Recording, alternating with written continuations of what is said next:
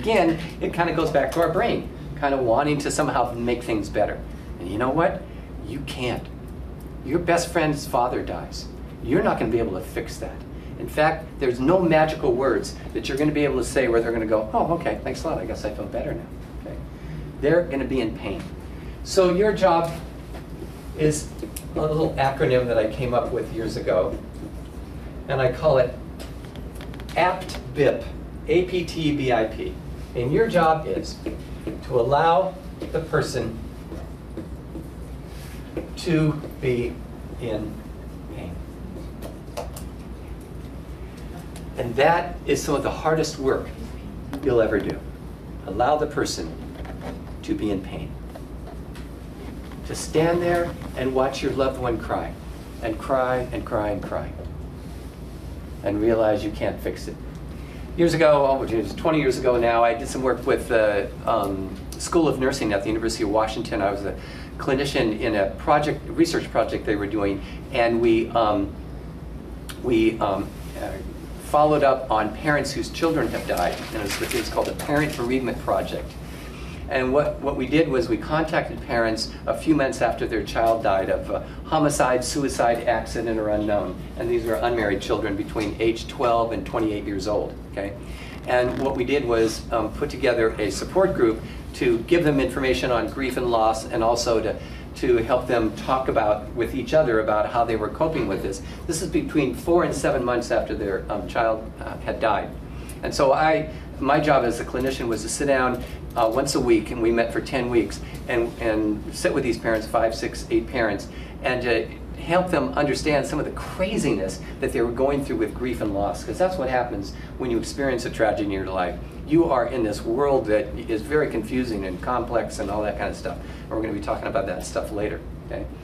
And so one evening I'm sitting down with the parents, 6 or 7 of them, and I finished up talking, and then my partner, whose name was Jean, she sat with the group and said, all right, so tell us how your week has been. And so for many parents, it's like, it's terrible. I think about my child every moment. I don't want to live anymore, all this stuff going on. But this mom and dad said, we have something to say. He said, something terrible happened last week. Our good friends, their daughter died. And this is only 4 months after our son died. And so when our son died, our friends, of course, had gone to our son's funeral. And so here we were last Saturday, going to our friend's daughter's funeral. And it was horrible just sitting there, and of course it brought back all these emotions for us, and we saw our friends sobbing, and it was just so hard. And so after the funeral was over, we walked up to our friends, and I'll never forget what this couple said. Now think about it. If anybody could know what to say, right, to another set of bereaved parents, it would be parents who themselves experienced this. And they said, we walked up to these people that we care for so much, and we didn't know what to say. And we just hugged them, and we let them cry, and we're in touch with them. But it really hit me at that point, and given that I heard that like 20 years ago, and I never forgot that, it really said something important, is that our brain wants to bring down our pain and the pain of our loved ones, but you have to realize that in many ways you can't. So your job is just to be there with that person and let them feel what they're going to feel. Okay? And that, I believe, in a human-to-human connection, is some of the hardest work you'll ever do. It's just to be there with them and let them hurt. Okay? And then another suggestion is permit unlimited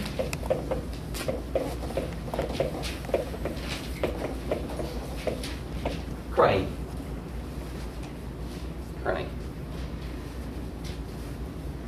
Now, on the bell-shaped curve, some people hardly cry at all when things happen, way over on the left side of the bell-shaped curve. Okay? And way over on the right side of the bell-shaped curve, some people cry all the time. Okay? There are some people who cry so easily that how many of you saw the movie Bambi? Bambi? How many of you saw Lion King? Right? Okay. There's some very heavy stuff going on in those movies. Okay. There are some people, as soon as the movie starts, they're, how many of you know someone like that? Right? They're already, the movie hasn't started. I know, this is so sad, right? Okay. So all the way back and forth on the bell-shaped curve. Some people hardly cry at all. Some people cry easily, and we need to respect that. Okay, but our job is, if a person starts crying, our job is to let them cry as much as they're going to cry. Okay, and another part of that is to get down is to not interfere with that crying process. Okay, so once they start crying, our job, and I'll give you a little poem on that. Our job is to let them cry until they're dry. And that's tough, because you see all the tears and snot coming down their face, and it's like, and one of the things we want to do is, we want to do one of these. As soon as they start crying, give them a tissue, mop it up. Well, I don't want to look at you. Right? Guess what? What begins to happen, though, is that remember we talked about swallowing? So then, in the middle of their crying, they try to swallow it down. Okay? So our job is to really sort of let them cry. Okay? So let me pick on my son over here. So come on up here for a minute, and let's see if we can do this. Cameron, you want to get the camera here and see if we can get this? So let's say something terrible has happened, and Sean comes to me and says, "Dad, this horrible thing is happening." Okay, and I go, "Really?" And he starts crying. Okay, so let's take it over here like this. And so here's Sean, here he's crying, wham, wham, wham, wham, wham, wham, okay? And so one of the things I wouldn't do is go one of these, "Oh, you poor kid," because now he's trapped, right? Okay. And the other thing I wouldn't do is, "Okay, that's okay, Sean, now you can stop crying here," right? One of these, okay? All right. So let's hear it from my prop here, okay? Yeah. So that's a tough one, though. Okay? Because you want to comfort them and so on. And I shouldn't hug someone who's crying. Yeah, yes, but you wait till their crying has started to come down. Okay? Because you want to grab them in the middle of it, and then they stop that crying. January 12th, 2003, my dad died. He died on the way to the hospital. You're going to hear that story later. It was terrible. We got there, and they said, "We're sorry he died," and it was just horrible. So there I am, in the hospital. My brothers and sisters come up, and we're all crying, and then we all eventually go home. And there I am later on in the afternoon, and I'm down in my book room, and I'm sitting in my chair next to my desk, and it just hits me just all over again. It just, I love this guy, and suddenly he's gone. And even though he's 80 years old, how many of you had someone in your life, an old person died, and you wanted them longer? How many of you had, right? So you read the book, a 65-year-old man died. Oh, he lived a long life. Well, maybe his family. 83-year-old woman died today. You want them longer. So here I am sitting in my chair, and it just hit me again, and just the tears just came up, and I just had my hands in my face. How many put your hands in your face when you cry? Like, holding your face, right? And I'm just sobbing and sobbing for like, I don't know, it seemed like a long time. It was probably 10 minutes or so. And I look up, and there's my wife sitting in another chair about 10 feet away from me. Okay. Now this woman loves me, right? I mean, what's she doing just sitting over there? She's doing exactly the right thing. She's permitting me to just let it up. You understand? If she came in, she obviously heard me. If she came in after a minute or so, and then she's patting me on the back, okay, then what does that do? That just suppresses my crying, right? So she sort of let it go all out, and then when I was kind of, as I was coming down, then she came over and hugged me, and we cried all over again, and so on. You got it? So I'm not saying don't comfort someone. Don't get me wrong on that. But it's, let them cry until they're dry, and then they're starting to come down, and then, provide that comfort. All right? And it's hard. I remember being a 19-year-old student here, a 19-year-old guy, I was over by building 19. I just come out of class, and this girl I knew, she just come out of class. I go, "How you doing?" And she started talking to me, and she started crying, right there in front of building 19. And I'm saying to myself, I remember as this 19-year-old kid, I'm going, "Let me out of here. I do not want to be with this girl crying. What did I do?" And I remember just standing there going, right? And it's uncomfortable. We want, to people to be happy, and our brain doesn't like this discomfort and so on.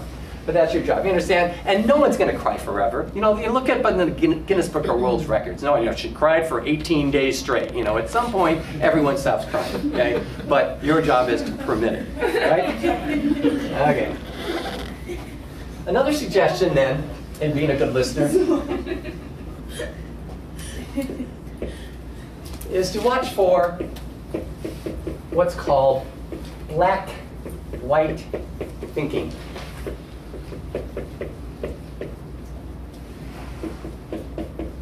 well, what does that mean? Well, our brain, it doesn't like, to be confused and uncomfortable. Remember, one of the second functions of our brain is to make sense out of the world, okay?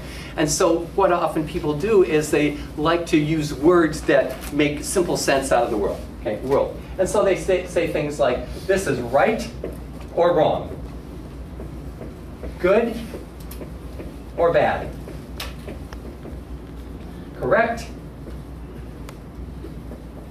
incorrect, always, never. I believe especially this one, the always, never.